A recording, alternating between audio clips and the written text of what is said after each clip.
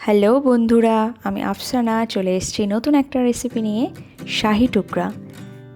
শাহি টুকরা আমরা ঈদে সবসময় ওই একঘেয়েমি সেমুই পায়েস এগুলো তো থাকেই আমাদের সাথে, তো তার সাথেও আমি চেষ্টা করি একটু নতুন কিছু রেসিপি করার। তো শাহি টুকরা রেসিপিটি খুবই জনপ্রিয় একটা রেসিপি। তো শাহি টুকরা খেতেও যেমন ভালো লাগে, বানানোটাও খুবই সহজ। দেখো, শাহি টুকরা বানানোর জন্য আমি কিছু পাউরুটির স্লাইস নিয়ে নিয়েছি।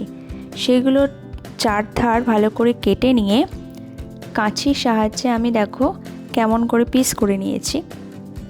তো আমার বাড়িতে অনেক গেস্ট আসার আছে, সেই জন্যই আমি অনেকগুলোই করেছিলাম। তো এবার একটা কড়াইতে আমি সামান্য পরিমাণে ঘি নিয়ে অল্প অল্প করেই শাহি টুকরা বানানোর জন্য যে ব্রেডগুলো পিস করে রেখেছিলাম সেগুলোকে ভেজে নেব একে একে। তো দেখো, উল্টে পাল্টে আমি হালকা আঁচেই ভাজছি ব্রেডগুলো দেখো কালার একটু গোল্ডেন ব্রাউন হয়ে গেলে আমি তুলে নেব। তো আমার ভাজা সবই প্রায় হয়ে গেছে।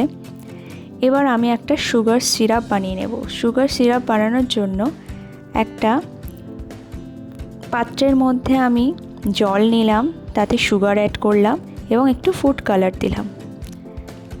তারপর দেখো দেওয়ার পর এবার আমি একটা পাত্রে দুধ নিয়ে নেব, লিকুইড দুধটা 1 লিটার মতো নিয়ে নিলাম।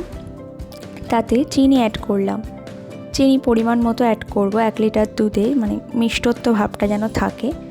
সামান্য পরিমাণে লবণ অ্যাড করলাম।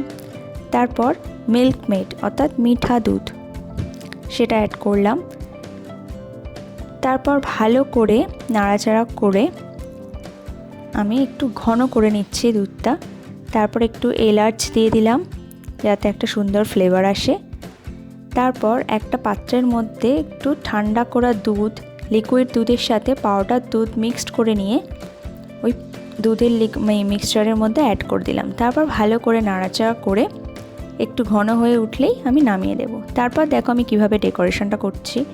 একটা বোল নিলাম, বোলের মধ্যে একে একে ফার্স্টে পাউরুটিগুলো অ্যাড করলাম।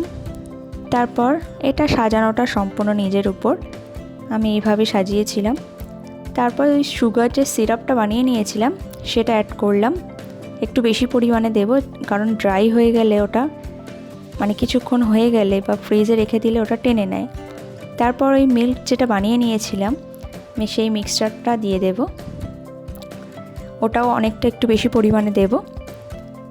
তারপর আমি উপরে ডেকোরেশন করলাম আমন্ড, পেস্তা আর চেরি কুচি দিয়ে।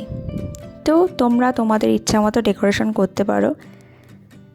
এটা দেখতে যতটা সুন্দর, খেতেও আরও বেশি সুন্দর লাগে। তো বাড়িতে সবাই প্লিজ ট্রাই করো, খুবই ভালো লাগবে। আর এরকম আরও সুন্দর সুন্দর রেসিপি যদি পেতে চাও প্লিজ আমার চ্যানেলটাকে সাবস্ক্রাইব করো, লাইক, কমেন্ট অ্যান্ড শেয়ার করো। Thank you.